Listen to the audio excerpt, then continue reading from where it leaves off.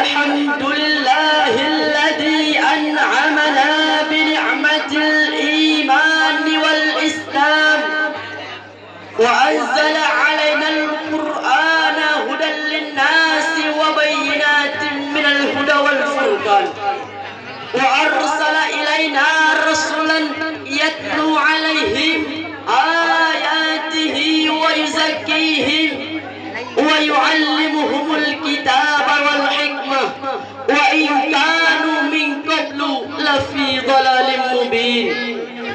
أشهد أن لا إله إلا الله وحده لا شريك له وأشهد أن محمدا عبده ورسوله سيد الخلائق أجمعين.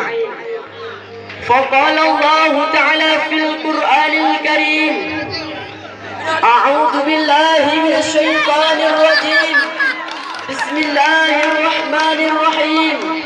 لقد كان لكم في رسول الله أسوة حسنة لمن كان يرجو الله واليوم الآخر وذكر الله كثيرا. اللهم رب اشرح لي صدري ويسر لي أمري واحلل عقدة من لساني يفقه قولي برحمتك يا أرحم الراحمين. معاشر المسلمين وجورات المؤمinin rahimakumullah, yang mulia dan yang terhormat kepada pimpinan Dayah Nahdlatul Ulum, yang mulia dan yang terhormat kepada abi dan abah, yang mulia dan yang terhormat kepada seluruh dewan guru, baiklah yang bersifat atasan maupun yang bersifat bawahan, yang mulia dan yang terhormat kepada dewan hakim yang arif lagi bijaksana, yang mulia dan yang hormat kepada seluruh santriwan dan santriwati yang masih berkecimpung di bawah bendera Dayah Nahdlatul Ulum. Ma'asyiral muslimin wa jumratul mu'minin rahimakumullah.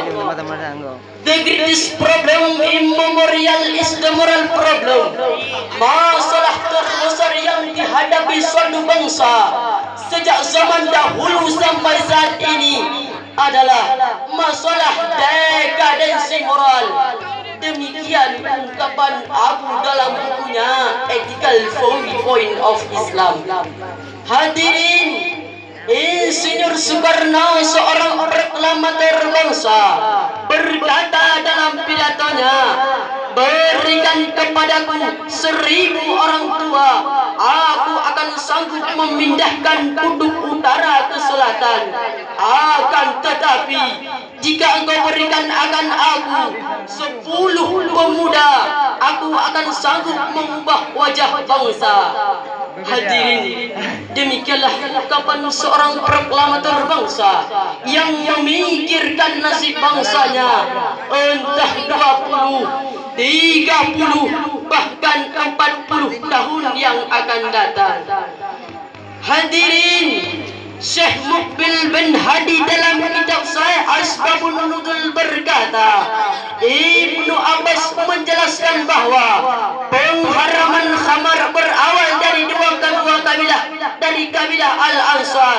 Mereka meminumnya hingga apabila mereka telah mabuk, maka mereka saling mengganggu, membunuh satu sama lain. Dengan demikian hadirin, pada kesempatan kali ini kami akan mengangkatkan sebuah tema yang akan kami syarah, yang akan kami kupas, sekaligus kami angkat sebagai judul bahaya narkoba bagi remaja. Ma'asyiral muslimin rahimakumullah, dengan rujukan ayat Al-Quran surat Al-Maidah ayat 90 yang akan dibacakan oleh qari kami berikut